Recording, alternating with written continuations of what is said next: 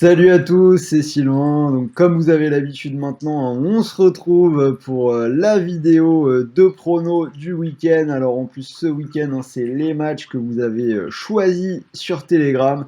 Alors, avant de commencer, sachez que vous pouvez profiter d'un bonus d'inscription sur BetClick. Donc, sachez que vous pouvez récupérer 100 euros de free bet, que votre premier pari soit gagnant ou perdant. On en reparle tout à l'heure quand j'aurai donné mes pronos. Alors on commence très rapidement sur le premier match, c'est le choc de la semaine, ça se passe en Angleterre. Derby londonien entre Chelsea et Tottenham, un match de dimanche à 17h30. Chelsea qui est actuellement 3e avec 18 points, tandis que Tottenham est maintenant leader à égalité de points avec Liverpool. Les deux équipes ont 20 points.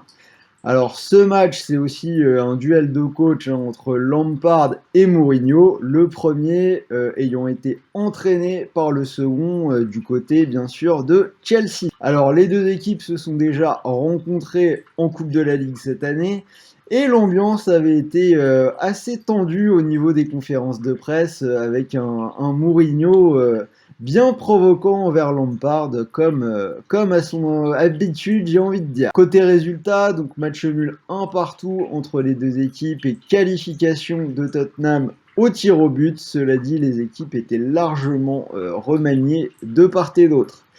Alors, si on regarde un petit peu l'état de forme des deux côtés, Chelsea qui reste sur 6 victoires consécutives, toutes compétitions confondues. Sur ces 6 victoires, seulement 2 buts encaissés. Encore une victoire à Rennes cette semaine en Ligue des Champions en 2-1, on en avait parlé dans nos lives. Donc des Rennais malgré tout qui ont fait un bon match contre cette équipe de Chelsea, mais Giroud qui est venu marquer le but de la victoire pour les Blues en toute fin de rencontre. Alors donc là on peut dire clairement maintenant que la machine Chelsea est lancée. Alors par contre, petit bémol côté des Blues, dans les gros matchs, ils ont perdu 2-0 contre Liverpool et ils ont fait 0-0 contre Manchester United. Ça veut donc dire que dans les matchs contre les Cadors, dans les gros tests de Première Ligue, à ce stade de la saison, c'est seulement un point pris et 0 but marqué. Alors, à signaler quand même le retour dans le groupe de Kai Havertz qui avait eu le Covid. Donc là, il est revenu, il était déjà rentré contre Rennes. Donc là, il n'aura pas de problème pour jouer. Côté Tottenham, on a aussi une belle série en cours, 5 victoires consécutives, toutes compétitions confondues. Les Spurs qui ont encore battu Ludogorets 4-0 hier soir en Ligue Europa. Cela dit, ni Harry Kane ni Son n'ont eu besoin de jouer. Équipe remaniée, Mourinho a quand même laissé pas mal de titulaires au repos. Alors par contre, contrairement à Chelsea, on a cette équipe de Tottenham qui a plus de certitude contre les gros, puisque cette saison, ils ont déjà battu Manchester United à Old Trafford 6-1. Et la semaine dernière, surtout match référence, ils ont battu le Manchester City de Guardiola 2-0. Alors on a un match vraiment intéressant à suivre à mon sens. Puisque entre la méforme de City et les problèmes d'absence du côté de Liverpool qui vont finir par vraiment payer à un moment ou à un autre, surtout charnière centrale, Van Dijk Gomez absente normalement pour toute la saison.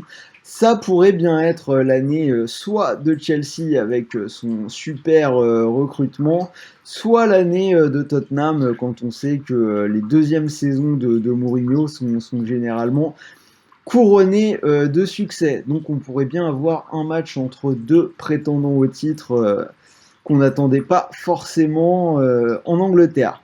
Alors, à mon sens, un match dur à pronostiquer, un match qui peut partir dans tous les sens. Mais comme je l'ai dit, je vois plus de certitude à ce stade de la saison du côté de Tottenham dans les gros matchs. Donc je vais me mouiller un peu, je vais partir sur la victoire des hommes de José Mourinho à l'extérieur. Grosse cote, Tottenham vainqueur à 3,40. Alors le deuxième match, donc celui-là vous l'avez choisi sur Telegram. Match entre Everton et Leeds. Alors, ça me facilite pas beaucoup la tâche, puisque à mon sens, celui-là non plus, il est vraiment pas facile à pronostiquer. Un peu comme tous les matchs de Leeds, d'ailleurs, j'ai envie de dire. Donc, encore un beau duel de coach, hein, des grands coachs, entre Carlo Ancelotti d'un côté et Marcelo Bielsa de l'autre. Alors, on a deux équipes, hein, qui avaient vraiment bien démarré leur championnat et qui sont un peu plus dans la souffrance aujourd'hui. Côté Everton, hein, c'est plus dur depuis le derby et le match nul de partout contre Liverpool.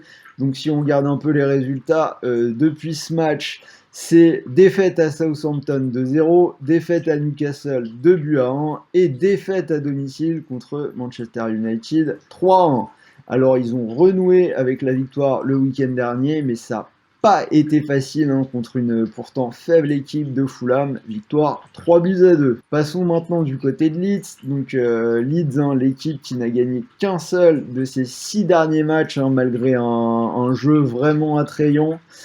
Match nul à domicile contre City, un partout, hein, ça en soi c'est plutôt bien. Mais après derrière, c'est défaite à domicile contre Wolverhampton 1-0. Victoire, donc la seule victoire contre Aston Villa 3-0. Et on a deux défaites assez moches, 4-1 à chaque fois contre Leicester et contre Crystal Palace. Cela dit, ils font encore un bon match la semaine dernière, 0-0 contre Arsenal, mais objectivement, hein, ils auraient dû prendre les 3 points, ils ont vraiment dominé, ils ont touché plusieurs fois les poteaux. Alors après, c'est toujours un peu le problème avec les équipes coachées par Marcelo Bielsa.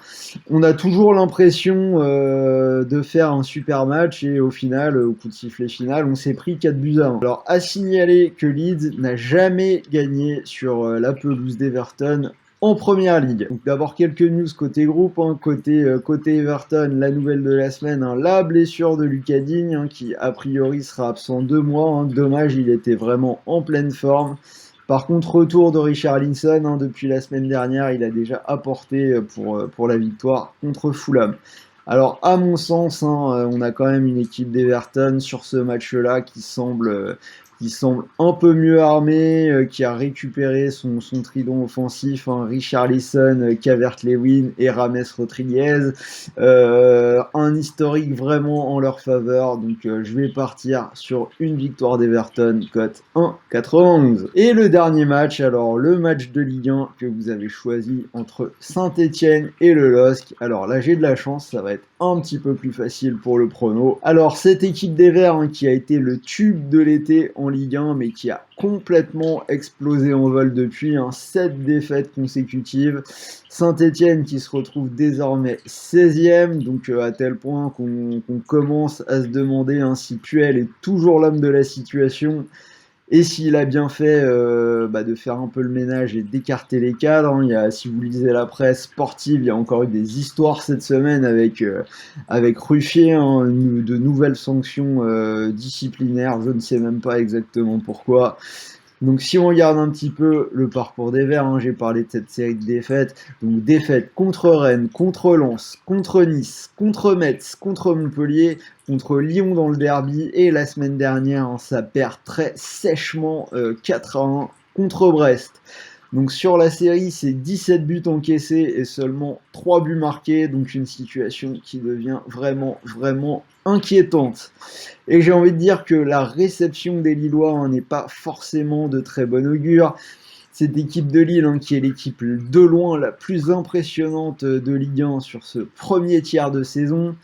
Les hommes de Christophe Galtier qui sont deuxièmes à 2 points du PSG. Hein. Christophe Galtier qui va retrouver son ancien club pour l'occasion. Donc une équipe de Lille, hein, qui fait encore un bon match nul hier soir contre le Milan AC, un partout après la victoire 3-0 du match aller. Hein. Donc concrètement, hein, ça veut dire que sur un match aller-retour, hein, on a des Lillois qui auraient éliminé l'équipe qui fait la meilleure impression actuellement en Europe. Cette saison, c'est une seule défaite en Ligue 1 contre Brest. Rien d'alarmant, ils sont revenus à la victoire le week-end dernier en dominant Lorient 4-0. Hein, donc vous l'avez compris, hein, là sur ce match-là, pour moi, vraiment pas photo. Donc je vais partir sur la victoire de Lille, cote 1,65. Et si vous combinez les trois, hein, vous arrivez à une cote à 10,70.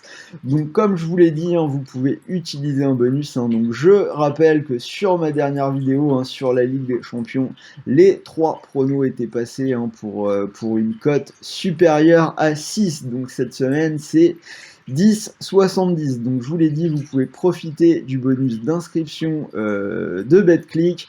Donc si vous mettez vos 100 euros sur cette cote à 10,70, bah, vous pourriez remporter déjà 1070 euros du pari pour la cote à 10, mais vous récupérez en plus 100 euros de free bet. Et si malheureusement le pari est perdant, hein, ça arrive, hein, sur des grosses cotes à 10, bah, vous récupérez malgré tout les 100 euros de free bet pour continuer de jouer. C'était Sylvain, j'espère que cette vidéo vous a plu. N'hésitez pas à liker un maximum, hein, faites-moi péter les pouces bleus, donnez-moi vos pronos dans les commentaires, abonnez-vous, hein, on essaye de travailler fort, donc si ça vous plaît, parlez-en aux amis, tout ça. Je vous dis à très vite les gars, bon match, bon pari et bon gain.